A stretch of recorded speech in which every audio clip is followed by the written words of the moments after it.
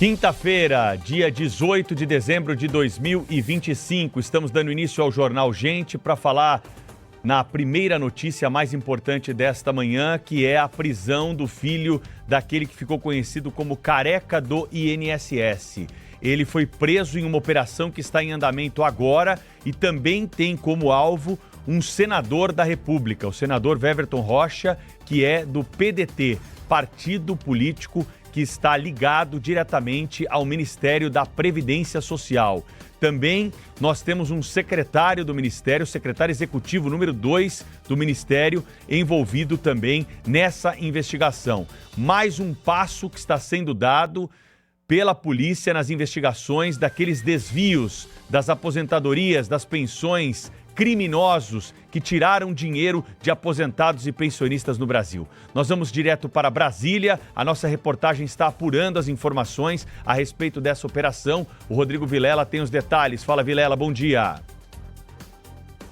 Oi, Pedro, bom dia a todos que acompanham o Jornal Gente aqui na Rádio Bandeirantes, também na Band News TV. São ao todo uma operação grande, viu, Pedro? 16 mandados de prisão expedidos pelo ministro do Supremo Tribunal Federal, pelo Supremo Tribunal Federal, isso porque essa operação corre ali agente com foro privilegiado e outros 52 mandados também de busca e apreensão que são cumpridos em Brasília e também em outros estados. Um dos alvos desse mandado é o senador Weverton Rocha, ele que é do PDT do Maranhão, vice-líder do governo no Senado. Ele aparece como um dos alvos desta operação de hoje, deflagrada pela Polícia Federal, mais uma etapa da operação sem desconto que apura irregularidades nas fraudes no INSS. O número 2 da Previdência também aparece como alvo dessa nossa reportagem. Nós estamos aqui a todo tempo atrás de novas informações e conseguimos confirmar também que o número 2 do Ministério da Previdência aparece como um dos alvos dessa operação de hoje, Pedro. Rodrigo Vilela vai seguir apurando informações a respeito desse assunto e vai voltar ao Jornal Gente. Cláudio Humberto está conosco direto de Brasília e o jornalista Guilherme Macalossi em Porto Alegre para a gente tratar desse tema antes dos nossos destaques, como fazemos tradicionalmente no Jornal Gente, porque a notícia ela é importante, é algo que mexe com a vida de brasileiros. Foram eles alvo de uma operação, é um desdobramento de outras operações que já aconteceram.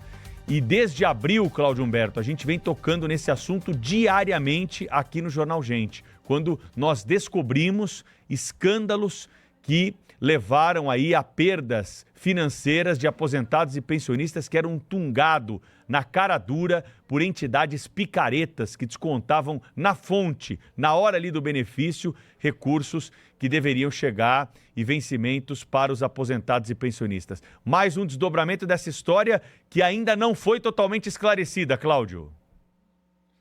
Exatamente, Pedro Campos, muito bom dia Macalossi, bom dia a todos. Essa é uma história que está longe de terminar, porque o roubo é absolutamente espantoso. Foram 9 milhões de vítimas. Não se tem notícia na história da humanidade de um roubo que tenha vitimado tantas pessoas simultaneamente. Não é uma coisa genérica do tipo o pagador de impostos, o contribuinte, não. São na pessoa física, né? Mais de 9 milhões de aposentados e pensionistas. O que a gente verifica nessa operação é a prisão de 16 pessoas, como informou o Rodrigo Vilela, e muitas delas, inclusive, com prisão solicitada já há um certo tempo pela CPMI, que investiga essa gatunagem contra aposentados no Congresso Nacional. Entre os presos está o atual secretário executivo, né, do Ministério da Previdência, o número 2, é uma espécie de vice-ministro, porque era ele exatamente a pessoa indicada pelo senador Weverton Rocha, do PDT do Maranhão, para atender lá aos seus interesses. Inclusive, há registro de inúmeras reuniões desse secretário executivo do Ministério da Previdência com o Careca do INSS, cujo filho também foi preso na operação de hoje da Polícia Federal. É preciso dizer que isso está sendo feito por ordem do ministro André Mendonça, do Supremo Tribunal Federal, que é o relator desse caso ali na Suprema Corte, por envolver figuras com foro privilegiado, como é o caso desse senador. O senador vinha sendo blindado pela bancada do Palácio do Planalto na CPMI, pelos deputados e senadores do PT e dos demais partidos de esquerda. A CPMI não conseguia chegar nele, não conseguia sequer convocá-lo para prestar depoimento, e ele ainda ameaçava parlamentares que se referiam a ele nos trabalhos da CPMI. Mas, enfim, agora com essa operação da Polícia Federal ordenada pelo ministro André Mendonça, não resta dúvidas de que o senador está entre os muitos investigados nesse caso. E como eu disse, viu, Pedro Macalossi, tá longe de acabar essa história. Pedro e Cláudio, um ponto que eu quero trazer sobre essa questão envolvendo o INSS é como mais um personagem, ou mais um nome oriundo do PDT, é o partido que hoje controla o Ministério da Previdência, acaba sendo envolvido na investigação. O Carlos Lupe havia sido responsável pela nomeação do Alessandro Stefanuto, que foi o presidente do INSS, que foi afastado das funções depois da operação original. Aliás, eu lembro da entrevista que ele concedeu aqui no jornal Gente, cerca de um ano antes, falando sobre as providências que estava tomando, né, contra as fraudes que já eram denunciadas, na cara dura, na cara lavada. E depois da queda do Stefanuto e do afastamento do Carlos Lupe, quem substituiu o Lupe no Ministério da Previdência? Volney Queiroz. Volney Queiroz, que participou de reuniões em que se elaborou uma série de detalhamentos relativos a tudo o que nós vimos ao longo desses últimos meses dos descontos ilegais.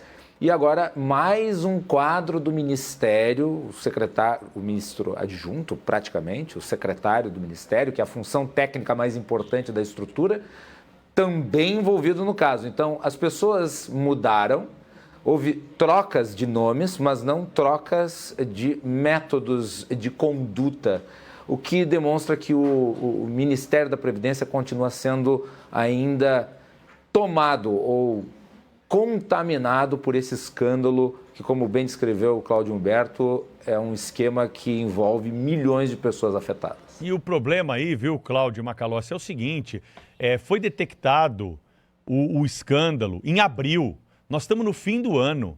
Era para ter tomado uma providência mais drástica em relação a isso. O governo deveria ter agido de uma forma mais enérgica, tirando esses todos que são suspeitos, esse partido político que praticamente loteou a Previdência Social, o INSS, uma instituição onde as pessoas, brasileiros contribuintes, depositam ali a esperança de uma aposentadoria.